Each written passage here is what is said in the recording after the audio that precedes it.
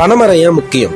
வெயில் காலம் வந்தா நொங்கு வேணும், குளிர்காலம் வந்தா கல்லு வேணும், குடிக்கிறதுக்கு நிலத்தடி நீர் வேணும், சுகரை குறைக்க பனங்கிழங்கு மாவு வேணும், சூட்டை தணிக்க பதனி வேணும், சுவையா திங்கிறதுக்கு பனவெல்லம் கருப்பட்டி வேணும், குழந்தைங்க பாலுக்கு பனச்சக்கரை வேணும், பசுமையா வாழறதுக்கு பல மரங்கள் வேணும். இது எல்லாம் வேணும். ஆனா இது எல்லாத்துக்கும் ஒரு காரணமா இருக்கிற பனைமரம் வேணும். 10 பனைமரம் ஒரு கிணற வத்த விடாது. மொத்த பனைமரம் ஒரு ஊரையே வத்த விடாது. பனையால மனுஷனுக்கு மட்டும் ஒரு வீடு, ஆனா பனைமரம் தான் பல உயிர்களுக்கு பெரு வீடு. பனைமரத்துல பறவைங்க கூடு கட்டும். கட்டின பறவைங்க பல விதைய காடா மாத்தி காட்டும். கருவேல மரமும் காடா கிடக்குது, ஆனா பனைமரமும் ஒத்தையில தவிக்குது. வாரி வாரி எடுக்கிற மண்ணெல்லாம் பணம் வேறால புடிச்சதுன்றத மறந்துட்டோம் நம்மெல்லாம். இன்னைக்கு காசு கட்டி வாங்குற ஏசி காத்து அன்னைக்கு பனைமரத்தோட ஓசி காத்து தான் ஏசி காத்து. சுனாமியை தடுக்கிறதும் பனைமரம் தான், சூறாவளியை தடுக்கிறதும் பனைமரம் தான். பனைமரத்தோட வளர்ச்சியை வச்சுதான் ஒரு ஊரோட வளத்தையே கணிப்பாங்க.